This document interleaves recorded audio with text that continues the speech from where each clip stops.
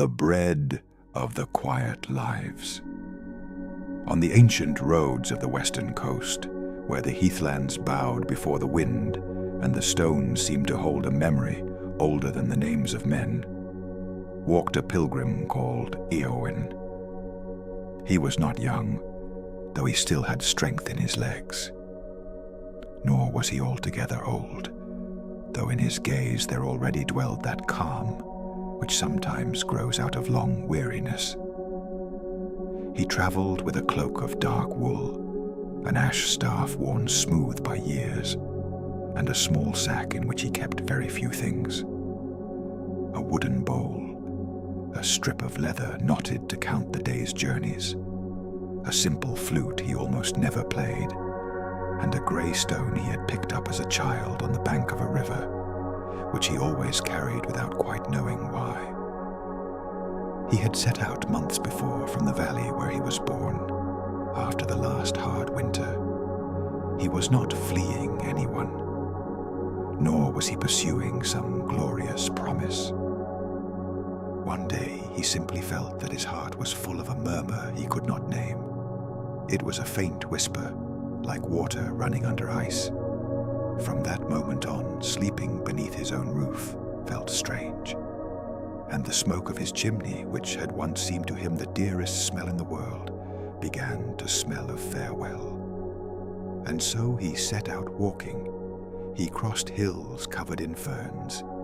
He slept in warm stables, in monasteries of cold stone, in barns where the hay smelled of stored summer. Sometimes he was given warm milk, sometimes barley soup. Other nights, only the shelter of a hedgerow and the distant sound of the sea. He learned to recognize rain by the way the birds fell silent. He learned that each village had a different silence at dusk. He learned that in some places people spoke little, but left bread on the sill for the traveler, while in others they spoke a great deal, though they watched a stranger's sack from the corner of their eye.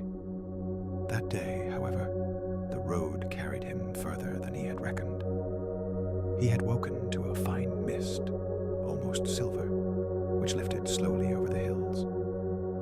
Then the sun appeared, soft and pale, like an ancient coin glimpsed through water.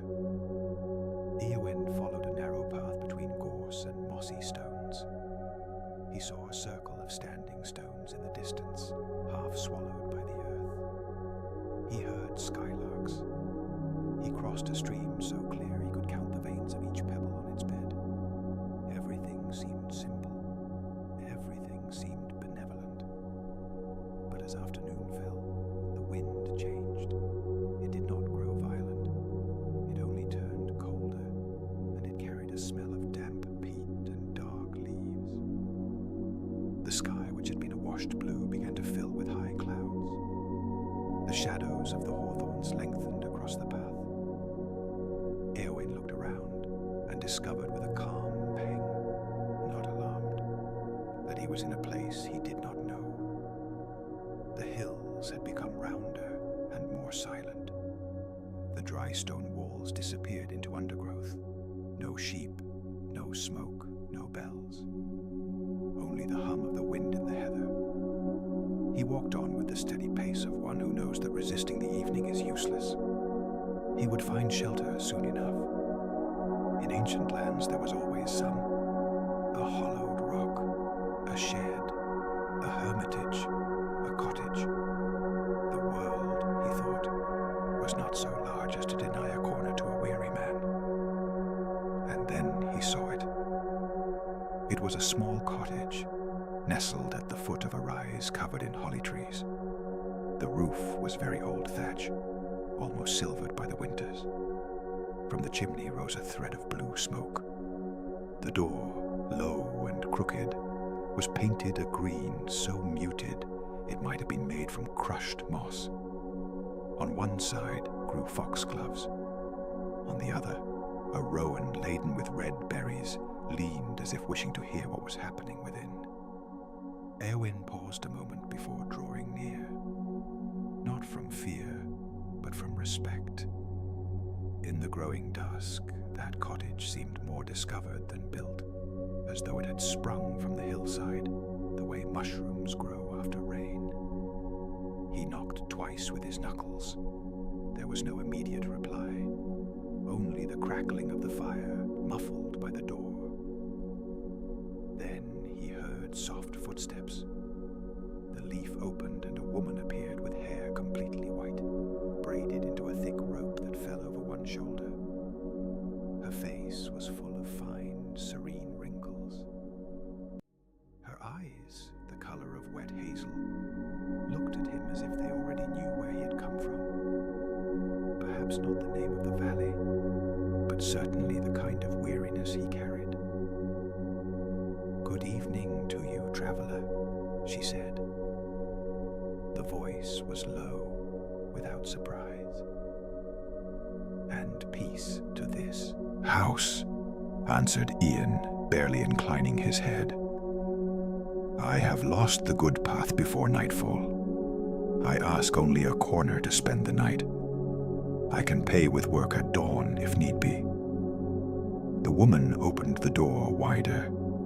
"Come in.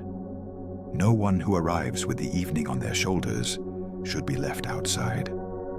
The interior was small and warm. It smelled of fresh bread, of peat smoke, of herbs hanging from the ceiling, and of that comforting mixture of old wood and dry wool that houses have where someone patient has always lived. There was a bench by the fire, a solid oak table, a spinning wheel in a corner, and on the mantelpiece, several mismatched cups. A dark cat slept curled near the hearth, with the solemn indifference of a well-fed animal. The woman gestured to a seat. "I am Bree," she said, drawing a pot toward the embers. "I have lived here for years, sometimes alone, sometimes with the wind, depending on the season." Eowyn smiled with weariness. "I am Eowyn, son of Muirin, of the Valley of Drom, and today I travel with more wind than certainty." Bry let out a barely murmured laugh, as if she already knew that kind of company. She served him a bowl of thick broth with leeks, barley, and a few green leaves that smelled faintly of wild garlic. Eowyn ate slowly, grateful, feeling the warmth return to his hands. Then she placed on the table a round loaf with a dark and glossy crust, and a short-bladed knife. The bread still held the warmth of the stone oven. It carried a deep aroma, almost sweet, with a background of oats and honey, but also something harder to name, an ancient, delicate scent, as if it had been kneaded with the smoke of old wood and an autumn morning. "Eat," said Bray. "Bread always sits better when it still remembers the oven." Eowyn took the knife, cut a thick slice, and by the habit learned on many roads, waited for the woman to break her piece first. She did. Then he raised the bread to his mouth. The crust barely crackled. The crumb was warm, dense and tender at once, and in the instant he bit into it, the world changed texture around him. The cottage did not disappear. The fire was not erased, nor the table, nor the woman opposite. Everything remained. But at the same time, as when an invisible current grazes the surface of a lake and makes the reflection tremble, another image opened within his mind. He saw small hands, a child's hands, dusted with flour. He smelled apples cooking with cinnamon. A woman, not the same one who sat before him, and yet similar in something very deep, laughed as she let a little dough fall on a girl's nose. There was a window misted by rain. On the bench, an orange cat dozed in the sun. The girl sang a simple song, off-key, happy. The scene lasted only a heartbeat, or two. Then it dissolved. Ewan lowered the bread very slowly. He blinked. Bry did not seem surprised. She chewed calmly, watching the fire. He tasted again. This time, when the crumb touched his tongue, another vision appeared. A young man was mending a net beside a tiny harbor. The sea was grey and calm. In the air there was a smell of salt and seaweed. Beside him, a boy with very black hair was trying to imitate his movements with clumsy, concentrated fingers. A bell rang in the distance. Then the man lifted the boy and set him on his shoulders. The boy laughed.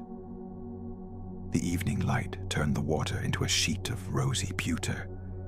Again, the vision faded gently, like smoke leaving through a chimney. Eowyn breathed deeply. It was not fear he felt. It was wonder, a wonder so gentle it bordered on tenderness. He looked at Bri. "What kind of bread is this?" The woman rested her fingers on the table. "Hearth bread," she said. Or so my mother called it, and her mother's mother before her. Eowyn waited, for he had learned that in the Celtic lands, some answers are only given to those who know how to be quiet for a while. Bri raised her eyes to him. "Not everyone feels it the same way. Most find a good stillness in it. Some are reminded of a forgotten song, or the scent of a kitchen where they were loved. And a few see longer threads." Eowyn ran the pad of his thumb along the crust. "I have seen scenes, people I do not know, small joys, as if they were memories I never lived." "Perhaps you did live them," replied Bri. The fire crackled. Outside, the wind settled among the holly trees. Eowyn did not know what to say. He had heard stories beside many a hearth. They spoke of the ancient Dúthatha, of hollow hills where music never aged, of wells that showed the true face of whoever looked into them, of white stags that guided the lost to where they needed to be. He had also heard, from older and more weary lips, that the soul of a person is not an isolated flame, but a fire that sometimes lights more than one lamp across the centuries. He had never dwelt too long on those stories. He had found them beautiful, yes, but as distant as the stars. Yet now he had the taste of bread in his mouth, and within that taste there was a door left ajar. "Why does it show me these things?" he asked at last. Brang shrugged, with a simplicity that denied nothing of the mystery. "Because you arrived. Because you were hungry. Because some roads leave you empty enough for other memories to find their echo. Because perhaps this was your night to taste it." Eowyn looked at the whole loaf. It did not seem different from any well-made bread. And yet, in the dark curve of its crust, in the flour dusted over the table, in the faint steam still rising from the newly broken crumb, there was something reverent, not solemn, not fearful, only ancient and domestic, like things that have been sacred without ceasing to be useful. He took another bite. There appeared a small room where clusters of lavender hung from the ceiling. An old woman was combing the hair of a boy seated on the floor between her knees. They did not speak. There was no need. Through the window came the light of late summer. On the table were pears and a jug of milk. The boy closed his eyes as the comb moved carefully through his hair. It was a simple moment, no grand gesture, and yet it carried a fullness so clear that Ian felt an unexpected warmth behind his eyes. When he swallowed, the warmth remained. Then Bri looked at him with tenderness.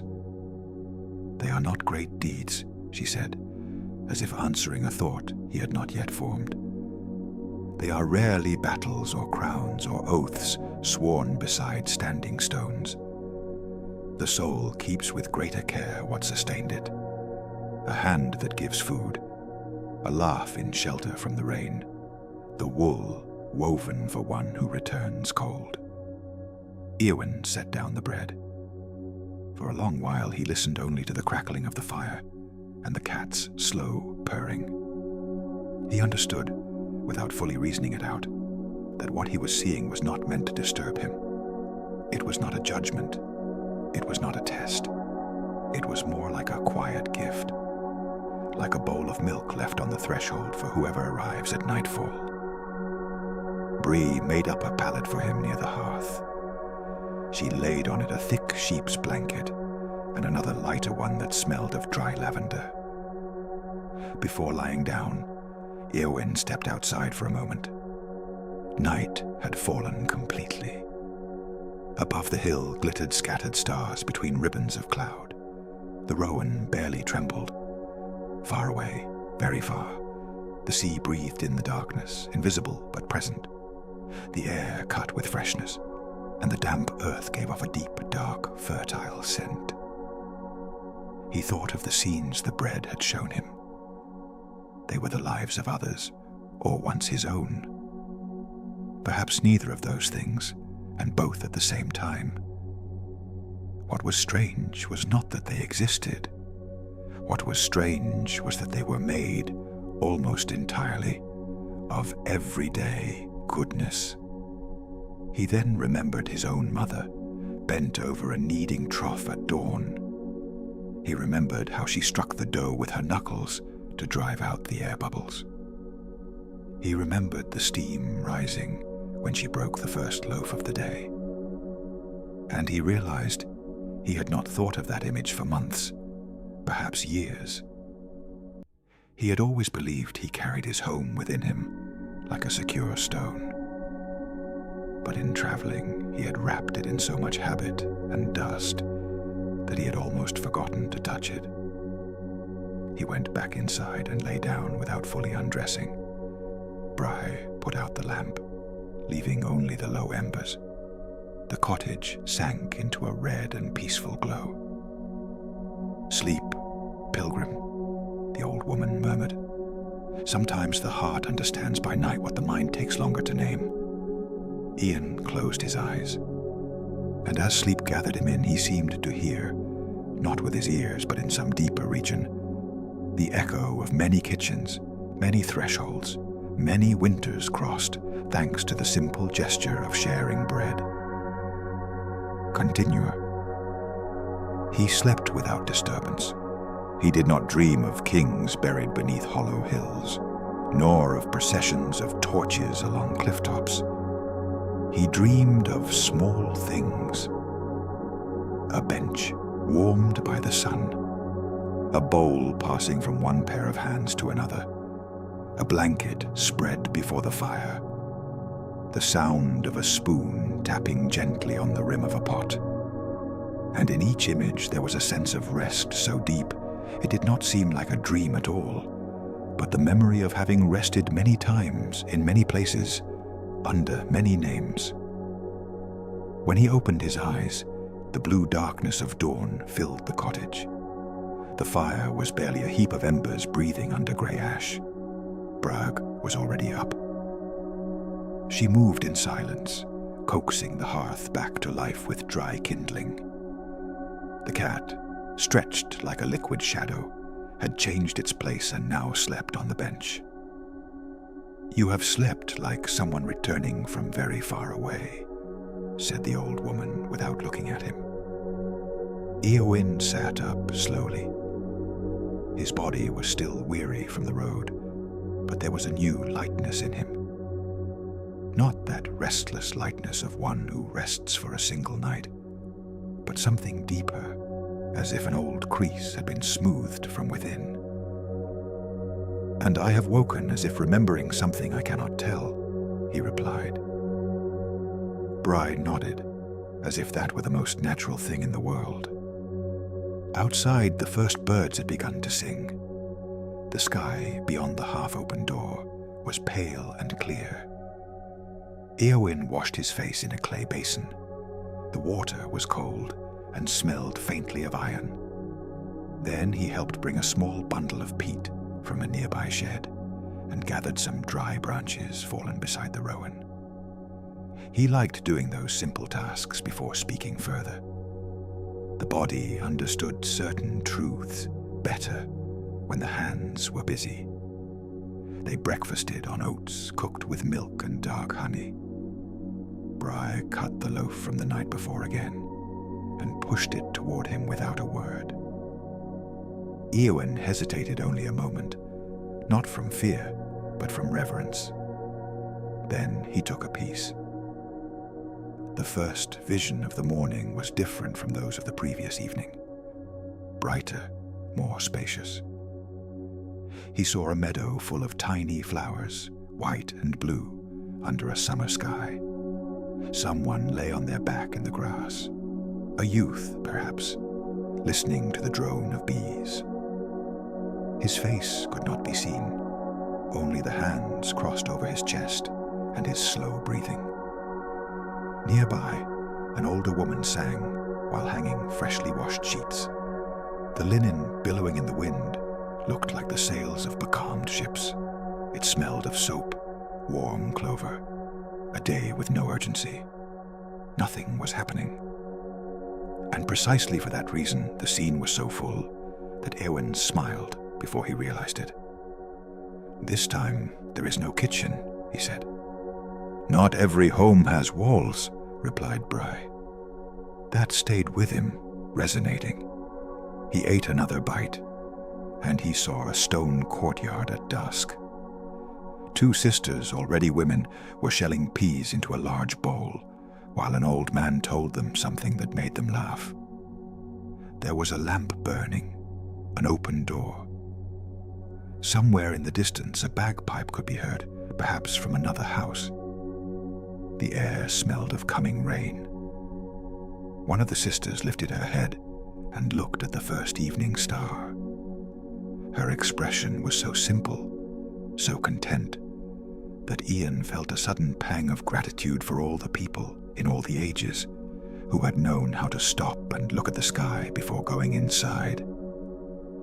When he swallowed, he put down the bread and sat still for a while.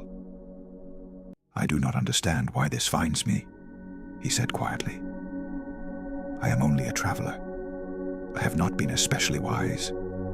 I have done no great good that I know of, nor great harm.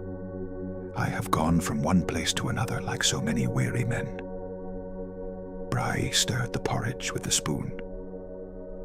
Perhaps for that reason, those who believe themselves great tend to listen little. Those who empty themselves along the road make room. And besides, she raised her eyes, perhaps you are not only what you remember being in this life. The words did not seek to impose a certainty.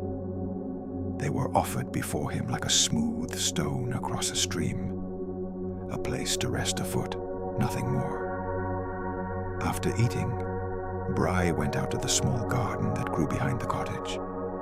There were leeks, kyle, some clumps of chives, and a corner where tansy and yarrow grew. Eowyn followed her and offered to dig the earth between two rows of broad beans. As they worked, the sun lifted the mist entirely. The leaves, covered in dew, shone as if each one held a tiny moon. "Does anyone live nearby?" he asked. "Half a day's walk to the east, there is a farm with red cows. Further on, a crossroads where a knife grinder sometimes sets up. And to the eye, north, if you take the path between the hawthorns, you will reach a very ancient well. The people call it the Well of the Lark. They say its water forgets no face. And you, do you never leave here?"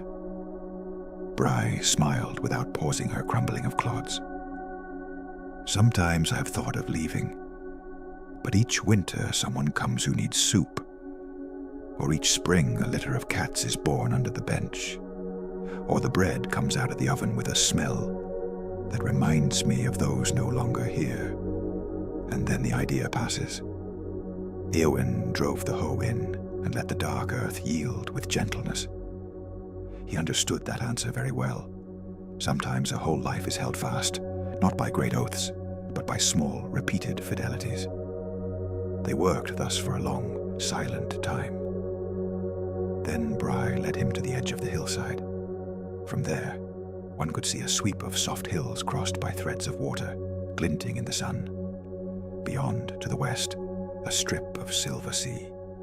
Distant seagulls, traveling clouds. "The path you seek continues down there," she said. "You could take it today." Éowyn looked at the line of the track disappearing into heather. "I could." But he did not move. The old woman did not insist. She simply plucked a leaf of wild mint and rubbed it between her fingers. The scent rose fresh, clean, almost joyful. "Not all roads are meant to bring you quickly somewhere else," she said at last. "Some are for learning to remain where one is." They spent the rest of the morning repairing a fallen section of wall. The stones fitted together with an ancient, dry, and patient logic. Éowyn placed them one by one under Braig's guidance, for she knew the weight and set of each, as if they were domestic animals. As they worked, he noticed that something was settling inside him too. It had no name yet. It was a feeling of approach, like when one recognizes in the half-dark the outline of one's own house. At midday they lunched on cheese, apples, and more bread. The new vision arrived with an intimacy so clear that Éowyn lost his breath for an instant. He saw a very poor room, a single bed, a chair, a small window where frost gathered. In the bed, an exhausted woman held a newborn. Her hair was plastered to her forehead, and her eyelids were heavy. Beside her, a young man wept silently from sheer relief as he brought the mother a crust of bread spread with butter. She bit into it with a near-sleeping smile. The child made a tiny sound, like that of a small bird. In that room, nothing was surplus. Many things were no doubt lacking. And yet the happiness was so palpable, so complete in its smallness, that Ian's fingers trembled. "That child," he murmured. "I felt that I loved him."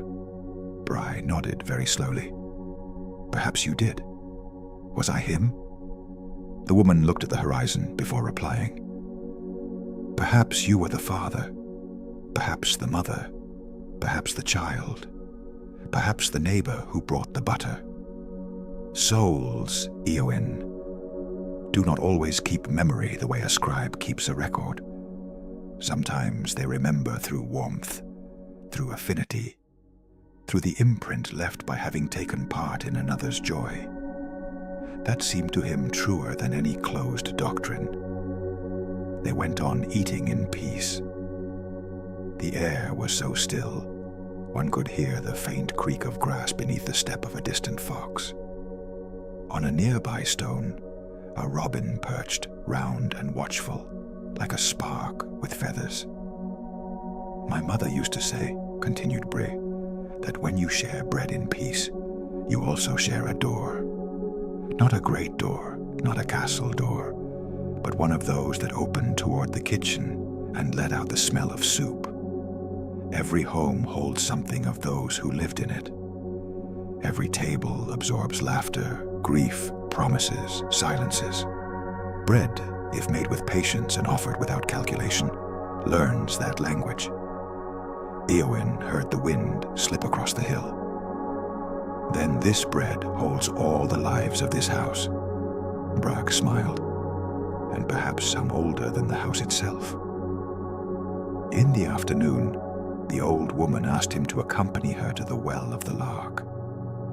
They took a narrow path between flowering brambles and hawthorns, laden with new buds. The track descended toward a hollow where the grass was a darker green. On either side grew slender, twisted ash trees. The air held the scent of cold water, wet stone, and tiny flowers hidden among the moss. The well turned out to be a circular coping of ancient rock, partly covered in white lichens. It did not seem imposing, rather unassuming, as if the earth had wished to preserve it without display. Nearby, faded ribbons were tied to the low branches of a hawthorn, old offerings left by people who would have come there with some sorrow or hope. Bry left a worn coin on the edge and stepped aside. "Drink," she said, "but only a sip." Ian leaned over. The water reflected the sky with perfect stillness. He took a little in his palm. It was ice cold. It had a very clean taste, with a mineral undertone, and when it touched his tongue, he did not see images as he had with the bread. He saw rather a feeling made form. Many doors lit at dusk, lined up across an immense expanse of time.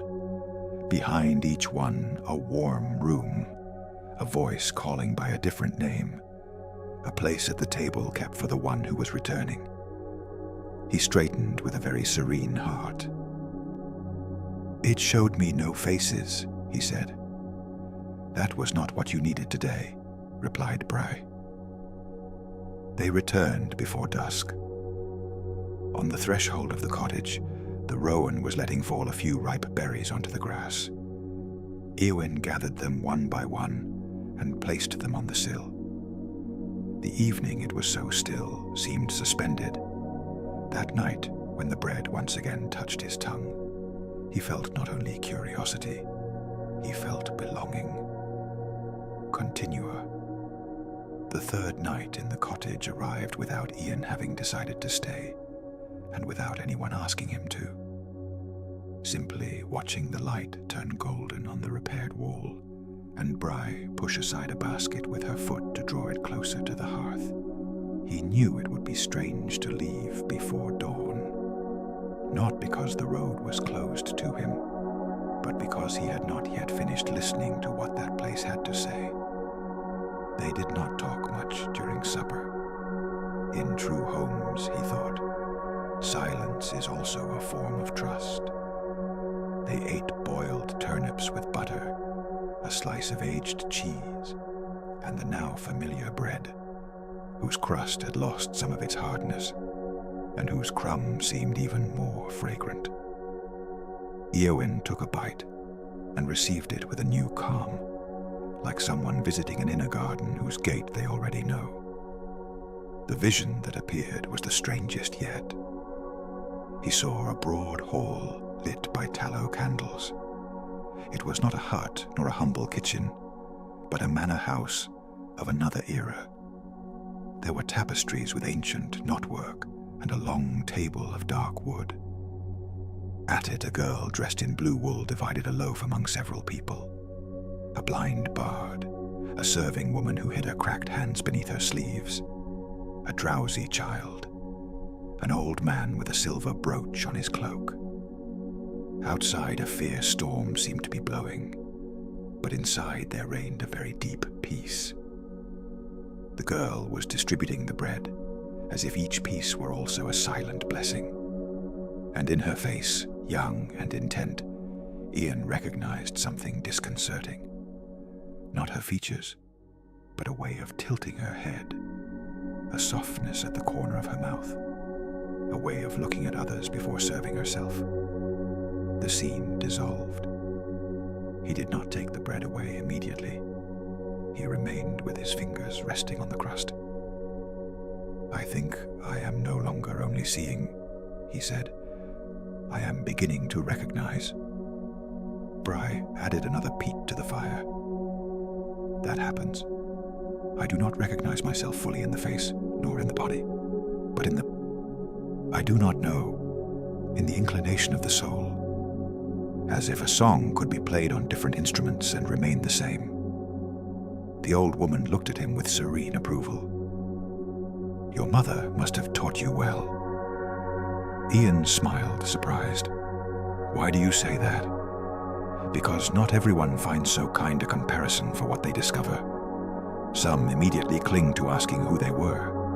A warrior, a saint, a queen, a poet. But you are listening to how you were." That phrase accompanied him as they washed the bowls, as they closed the door for the night, as the cat turned 3 circles before lying down. How you were, not who, not what name had been his, not what deeds, nor what ruins, nor what graves claimed him. But how? With what tenderness? With what patience? With what hand he offered food? With what eyes he returned to a common hearth? At dawn the following day, Bray was kneading another loaf. Éowyn watched the movement of her hands, slow and firm. The dough folded beneath her knuckles like a trusting creature. Flour on the table, warm water in a bowl, a pinch of salt, oat and barley flour, a small handful of crushed herbs, whose aroma he could not quite identify. There was thyme, perhaps wild fennel, perhaps something older he did not know. "May I help?" he asked. Bray moved aside a little. "Put your hands here. Do not fight the dough. Listen to it." He obeyed. The contact was immediate and strangely moving. The dough was alive, not in any extraordinary way, but in a domestic, warm, obedient manner, responsive to the rhythm of whoever tends to it. Éowyn folded it, pressed it, turned it again. His fingers began clumsy, then found a tempo. Bray corrected a gesture now and then, nothing more. Outside, the invisible hens of some distant farm seemed to be commenting on the day. A bumblebee struck the window. The smoke rose straight up the chimney. "What is in the herbs?" he asked. "What the land gives and the year allows. But the recipe is not the main thing." "No? No. The main thing is that the bread be made with the understanding it will be shared." Éowyn kept kneading. "Then any bread could hold memories. Any bread shared with a full heart holds something. This one only shows them more clearly." The loaf was finely shaped, round and beautiful in its simplicity. Bray traced a soft cross on the surface with the back of the knife, not as a severe gesture, but as an inherited custom. Then they covered it with a linen cloth and left it to rest. They went out to walk without haste toward a higher part of the hill. From there, the open sea could be seen, breathing under a milky light. On the rocks at the edge grew clumps of heather not yet in bloom, and small yellow flowers clinging to the crevices. The waves struck below with a soft constancy, as if the earth and the water had been conversing since the beginning of time. Éowyn sat on a flat stone. Bragg stood for a while, leaning on a staff he had not seen her use before. Then she sat as well. "When I was a girl," said the old woman, "I believed happiness was something that would arrive only once, great and unmistakable. Like those stories of princesses of the scythe who carry someone off to a palace beneath the hill. Later, I understood that most of the time it arrives small, so small that if you're not paying attention, you mistake it for habit." Éowyn listened to the sea. "And how does one learn to see it?" Bray picked up a small white stone and held it between her fingers. "By being grateful for the repeated, the water in the bucket, the bread that rises, the name spoken with affection, the chair that waits for you, those things. When souls return again and again to the world, they do not always come back for matters of unfinished greatness. Sometimes they return because they still love the sound of a ladle in the pot, or the moment when someone opens the door and in comes the smell of rain." Éowyn closed his eyes. The wind brought salt. For the first time since he had left his valley, the restlessness that had driven him away began to feel not like an emptiness, but like a call he had misunderstood. Perhaps he was not seeking a new truth far away. Perhaps he had needed to travel a distance in order to feel again the ancient truth of simplicity. They returned at noon and baked the loaf. When the bread came out of the stone oven, the whole cottage filled with so warm an aroma that even the cat woke, raised its head, and blinked with noble interest. They ate the first piece in silence. The vision that came then was unlike all the others, because it did not seem to come from a distant time. Eowyn saw a valley much like his own. He saw his mother's house, the door ajar, the smoke rising straight in the morning, and inside, Muireann, now with more grey hair than he remembered, cutting bread for an elderly neighbor who had come to visit. The neighbor was telling something. Muireann laughed.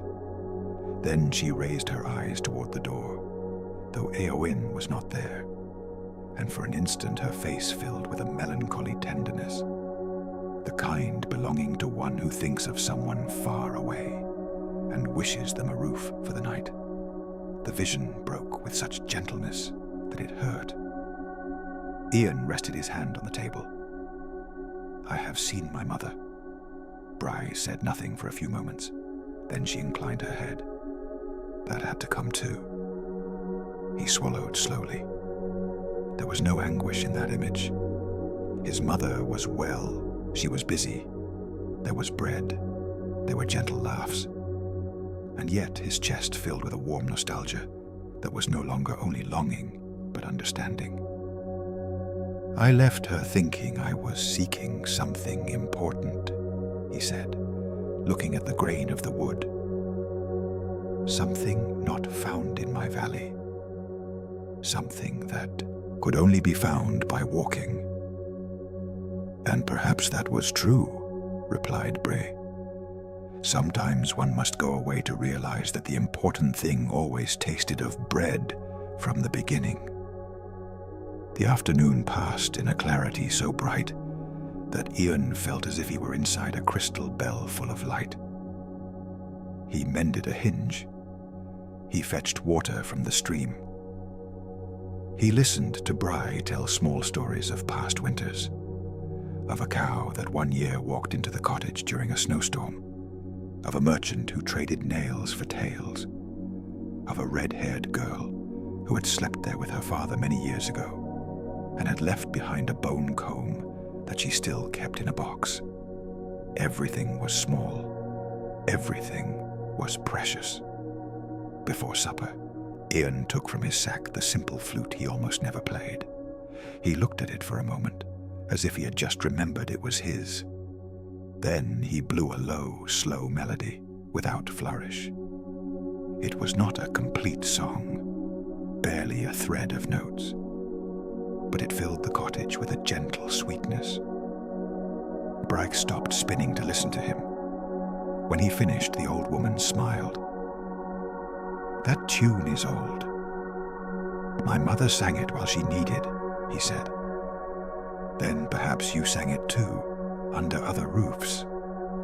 That night he dreamed of a long table that crossed entire centuries.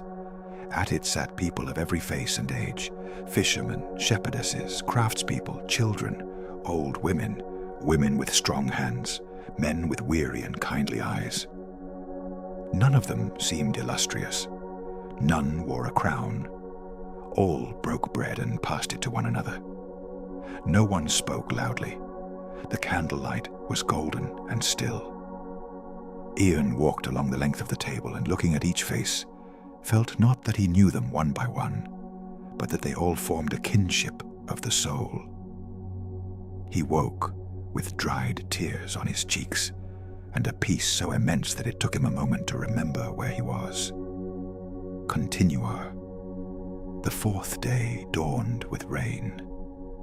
Not a hard or impatient rain, but the kind that seems woven with fine grey thread, falling without hurry over the world until it made everything more intimate. The drops struck the thatched roof with a constant murmur. The rowan by the door barely trembled. From the eaves fell threads of water that shone like beads. It was a day for staying inside. Bry lit the fire early and hung near the hearth some strips of mint and chamomile to dry. The air of the cottage grew even more fragrant. Ian mended a strap on his sack while the old woman spun cream-colored wool. At times they talked. At times, they did not. The rain held the invisible conversation of the place.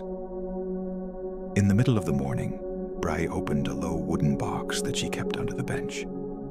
Inside were small objects: a spoon carved with knotwork, a bone comb, a faded blue ribbon, a bell without a clapper, 2 horn buttons, a stone worn smooth by years of water. Each piece seemed common, and yet each one was arranged with the care of someone who does not store things, but traces. They are keepsakes of those who passed through here, she said. Some left something in exchange for shelter. Others forgot it unwittingly. All are part of the house. Eowyn took the comb. It was smooth, pale, light. Are you not afraid of forgetting who each thing belonged to? Brach smiled. The exact name fades sometimes, but the goodness of the gesture does not, and that is enough. They ate bread with fresh butter and a little honey. The vision that came with that bite was so gentle that Eowyn first felt a perfume before seeing the scene. The smell of a shawl drying by the fire after a storm. Then there appeared a room where a teenage boy sewed with extreme concentration the torn hem of a sleeve. The garment was not his. Opposite him, a woman slept in a chair. Perhaps his aunt, perhaps an elder sister. The boy sewed so as not to wake her, so that at dawn she would find the clothes mended and have one worry less. Outside it rained just as it did now.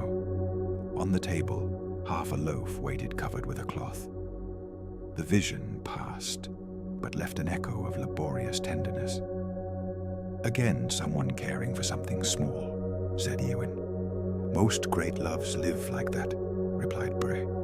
They make no noise. The rain continued all day. By the afternoon, the cottage was so wrapped in grey that it seemed suspended outside of time. Eowyn began to tell Bray things from his own life that he had barely told anyone since he left. How, as a boy, he was afraid of thunder, and his mother would calm him by letting him touch the bread dough before putting it in the oven. How his father, who died when he was 14 winters old, always whistled while mending a fence. How once he had wanted to marry a girl from the valley, and in the end it did not happen, not out of drama, but because both understood with a peaceful sadness that their paths were different. How after that parting, the murmur of the journey began in him. Bry listened without interrupting, except to pass him a cup of warm infusion. Does it weigh on you not having made a home? She asked when he fell silent. Eowyn thought about it for a long while. Until recently, I would have said yes. Now I am not sure. I think what weighed on me was not understanding what a home truly was. The old woman laid down the spindle in her lap. And what do you believe now? He watched the rain sliding down the small window pane. Not only a place one returns to, also a way of being with others, a way of making room, of giving warmth without asking for explanations, of sharing what is there, even if it is little. Bry nodded, satisfied. You are beginning to hear. At nightfall, the rain eased to an almost musical drizzle. Bry baked a smaller cake on the griddle, with sweet onion and oats. They had it with a clear broth. Eowyn took the bread again, no longer asking himself what he would see. What came was a night scene. An old man and a girl slept beside the same fire, she with her head resting on his arm. On the table were the remains of bread and soup. Nobody kept watch. Nobody stood guard. The peace was total, trusting, as if the world for a few hours had decided to ask nothing of anyone. And then Eowyn understood something he had, until that moment only grazed. All the visions shared the same substance. They were not merely happy memories. They were moments of shelter, thresholds where someone had been welcomed, fed, consoled, awaited, tended to, sometimes by blood, sometimes by hospitality, sometimes by pure goodness between strangers. What the bread revealed was not only joy, it was the secret web of care that crosses lives and saves them from the cold. He set down the bread and exhaled very slowly. "Now I know what I see," he said. Bry observed him with serenity. "Tell me yourself. They are not only my other lives, nor those of others. They are moments when the soul rests in another human being, instants when someone was a home for someone." A faint smile appeared on the old woman's face, more in her eyes than on her lips. "Yes." Eowyn felt something settle to its final place inside him. He remembered his months on the road, the doors that had opened, the straw beds offered, the women who had filled his bowl without asking too many questions, the men who had shared a brazier in dark stables, the girl who had once given him half an apple on a bridge, the monk who had dried his boots by the oven, the widow who had let him sleep under her roof because the night was too damp for a Christian man and too cold for a fox. He had been grateful for each gesture, yes, but he had not understood that they formed a single cloth, a kind of mantle spread across generations, stitched by anonymous hands. And perhaps he too, without realizing it, had been part of that cloth at times. He remembered one winter when he had let a lost trader into his stable. He remembered having carried wood for an old woman before leaving the valley. He remembered a soup shared with a young fisherman boy on the coast. Nothing great, nothing worthy of a song. And precisely for that reason, perhaps, it was worthy of deep memory. The last rain ceased well into the night. The air was left washed and cold. Before sleeping, Ian stepped out to the threshold. Between broken clouds shone very bright stars. From somewhere damp came the perfume of newly drunk earth. He felt the world close. Not small, close. As if every hill, every hidden house, every kitchen where someone was rekindling a fire belonged to a single breathing. When he came back inside, Bry was still awake. "Tomorrow you will leave," she said, and it did not sound like a question. Ian paused by the fire. "Yes," he said it with peace, not because he wanted to go, nor because he wanted to stay, but because the answer at last was ripe. Bry pointed to the low box of keepsakes. "Then you will leave something of yours." Eowyn opened his sack and took out the grey stone he had carried since childhood. He held it for a moment in his palm. It was smooth, modest, without special luster, but the touch of so many years had made it almost warm. "I picked it up on the bank of the river near my home when I was 7 years old," he said. "I never knew why I kept it. I only felt it should accompany me." The old woman held out her hand. She touched the stone, but did not take it. "Not yet. Tomorrow." Eowyn put it away again. He slept that night with the quiet certainty that at dawn the road would still exist, and that he would still be a pilgrim, but no longer in the same way. Continua. The morning of departure was born clear and fresh, as if the rain had polished the sky during the night. The edges of the leaves shone. On the grass, the dew seemed a delicate writing that only the sun could read. From the door of the cottage, the sea could be seen more distinctly than ever, a pale blue sheet breathing behind the hills. Bry had been up since before dawn. She had baked a new loaf, and its smell filled the whole house with a firm sweetness. On the table waited butter, a small jug of milk, and some blackberries preserved in honey from the previous summer. Ewan helped sweep the floor, fetch water, tidy the firewood. He made each gesture with that particular attention that belongs to the last times, when one begins to turn into memory what is still being lived. The cat wound itself for a moment around his legs, as if it too wished to mark the farewell. They did not speak of the journey until they sat at the table. Bry cut the first slice of the freshly made bread and offered it to him. Ian took it with both hands. He knew that would be the last vision in that house. Not because the gift of the bread was to disappear from the world, but because certain doors open with a particular season of the soul and then close again. Not as punishment, but as one shields a light from the open weather. He bit into it. What he saw did not belong to a remote past, nor to a foreign era. It was the future. He saw himself some years hence, with more grey in his beard and a patched cloak on his shoulders, arriving at nightfall at a house that did not yet exist.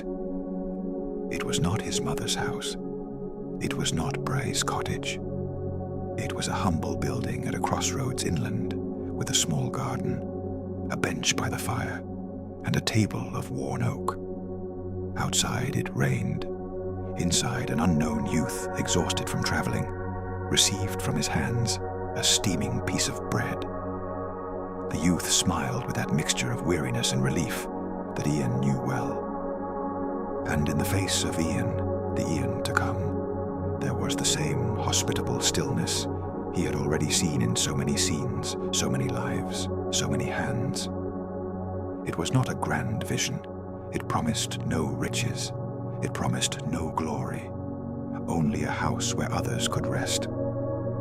But in that image there was a fullness so complete that Ian felt how everything he had lived, sought, lost and found, settled into its place all at once. He swallowed very slowly. The silence that followed was luminous. "Now you know," said Bry. She was not asking, she was confirming. Eowyn nodded. His voice was too full to speak immediately. Then he managed to say, "I was not meant to wander forever. I was meant to learn the road of return, not only to my valley, but toward what I can offer." Bry spread butter on her own bread. Some pilgrims walk until they find a sanctuary. Others discover they must build a small one where they can. Eowyn smiled.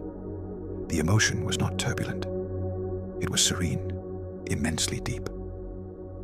"Was that what you did?" The old woman looked at the fire for a long moment before replying. "Many years ago I also walked. I lost those I loved. I arrived here one night of wind. The woman who lived in this house gave me soup and bread. On tasting it I saw, as you have, the invisible seam of so many sheltered lives. And I understood that my sorrow would not be healed by seeking far away, but by becoming a refugee for others. When she died, I stayed." Eowyn let out a long breath. "Then someone gave you the bread, and someone gave it to that woman before you." "Yes, that is how the thread continues." They ate slowly, in no hurry to rise. The morning light shifted across the table. The cat slept again, indifferent and wise. Outside, a lark climbed so high, it finally became invisible, though its song went on falling from the sky.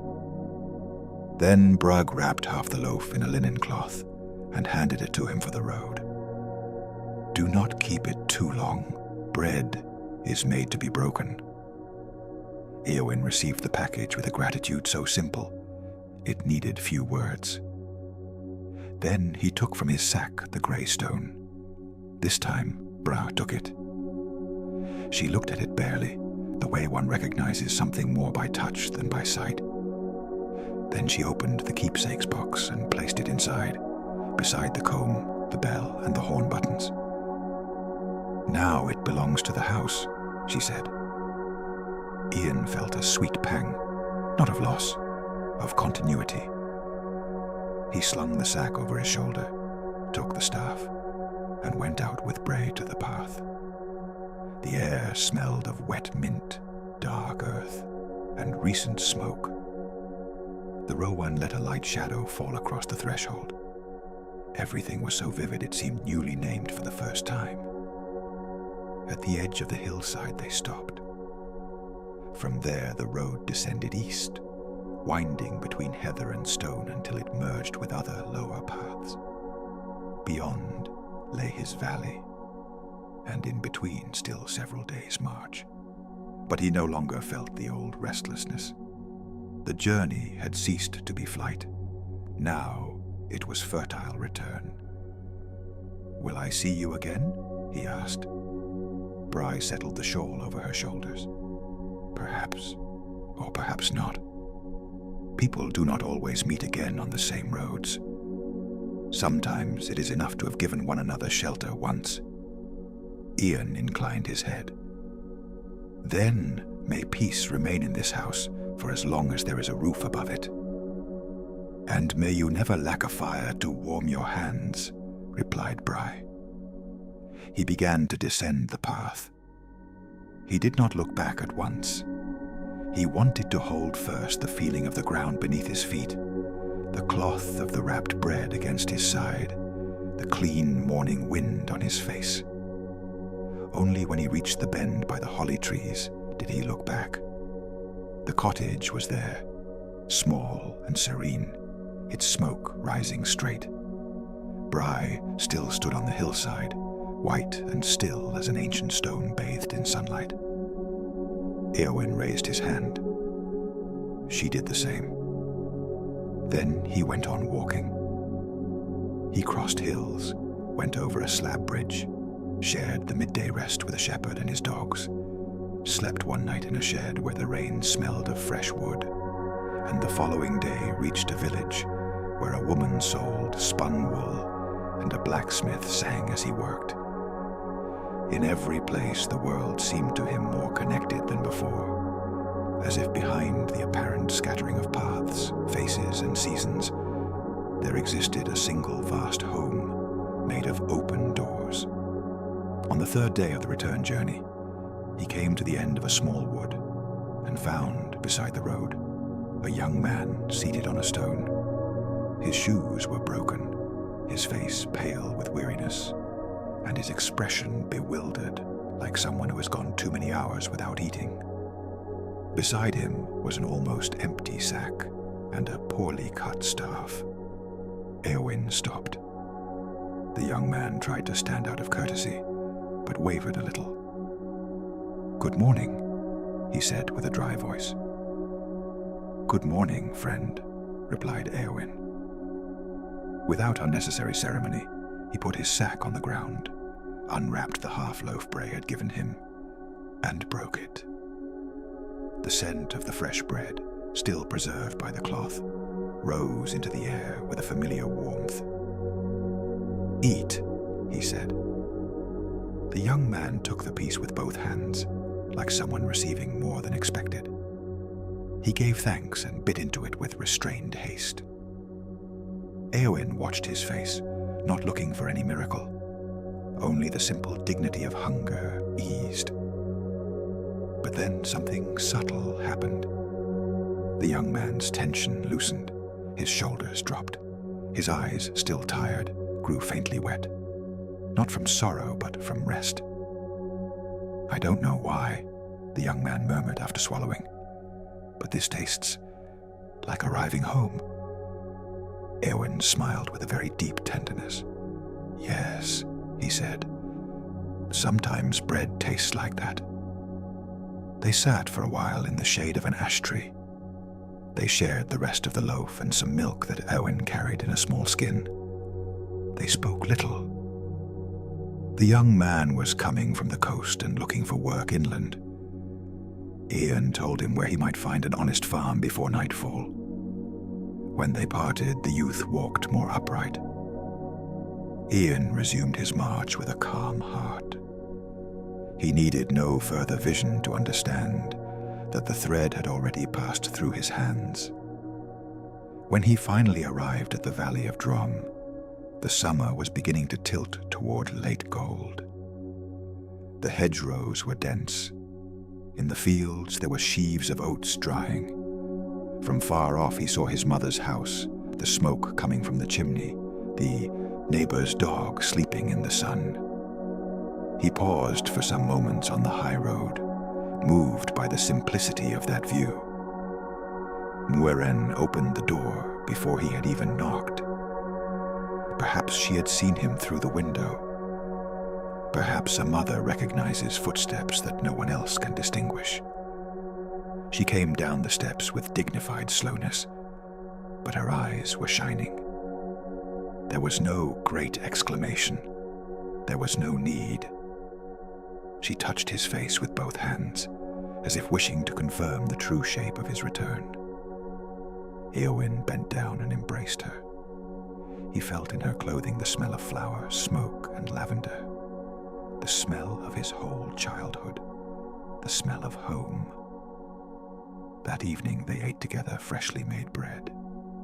Éowyn told her of the road, of the hills, of the well, of the rain. He did not tell her everything. Some things were better protected by silence. But he did tell her of the cottage, and of the old woman who gave shelter to travelers. Mueren listened carefully, and at the end nodded, as if deep down the story confirmed something she had always known. The weeks passed, then the months. Éowyn did not stop traveling at once, but his departures grew shorter and his returns wiser. He helped repair the roof before winter. He sowed barley. He learned to bake again beside his mother, listening to the rhythmic sound of dough on the kneading trough. In time, when Mueren died very old and at peace, Éowyn mourned as much as was needed, and then did with the house what his heart had long been wishing to do. He always kept a pot on the fire when the weather was harsh. He kept bread baked to spare. He put a sturdy bench by the hearth. And when someone knocked at nightfall, a trader, a widow on her way to her relatives, a lost youth, a woman with her cart stuck in the mud, a pilgrim without shelter, he opened the door. He did not ask too many questions. He made room. Some years later, he enlarged the house with a small side room for travelers. He planted mint and chives beside the wall, and a rowan near the threshold. He did not know whether he was repeating the memory or fulfilling it, and he came to understand that it made no difference. What mattered was the warmth within, the light visible from afar, the bread broken while rain fell outside. Sometimes, when a guest bit into the freshly baked loaf, they raised their eyes with a strange expression, softened by a wonder they could not explain. Éowyn said nothing immediately. He smiled slightly. He served more soup. He let the mystery work with the same gentleness with which dough rises beneath a cloth. And on the most quiet nights, when the last traveler slept and only the crackling of the fire remained, Éowyn thought of Bry under her grey thatched roof, perhaps still living, perhaps already become a memory within another house. He thought of the chain of hands that had kneaded, offered, broken, and shared the bread of another's hearth across the years. And he felt, with a deep and rested gratitude, that no good life is entirely lost as long as its warmth goes on passing from one table to another. For that was what he had learned at last on the Celtic roads, amid rain, smoke, and ancient hills, that the soul is nourished not only by great destinies, but by crumbs of repeated goodness, by the chair drawn to the fire, by the blanket placed over the shoulders of one who shivers, by the name spoken with affection when crossing a door, by the bread offered without calculation. And so, as the winters made him slower and whiter of hair. Ian did not fear growing old. He knew that each night when a stranger found light in his window, a fragment of that invisible web was again drawn taut with firmness across the world. He knew that some part of all his lives, the remembered and the hidden, the his own and the shared, found rest in that simple gesture. At times, before sleeping, he would break a piece of still warm bread and eat it slowly by the fire. Then he did not always see images. Sometimes he saw nothing, and that too was beautiful. Only the taste of oat, salt, golden crust, the warmth rising from the chest. Other times, however, there appeared a brief instant. A kitchen he did not know, a child's laughter from another century, a weary hand resting on another hand, a window with rain, a table waiting for someone. And always behind everything, the same serene truth, that no bread shared in peace is lost, that no act of hospitality disappears entirely, that every kindly home leaves a light burning for the lives yet to come.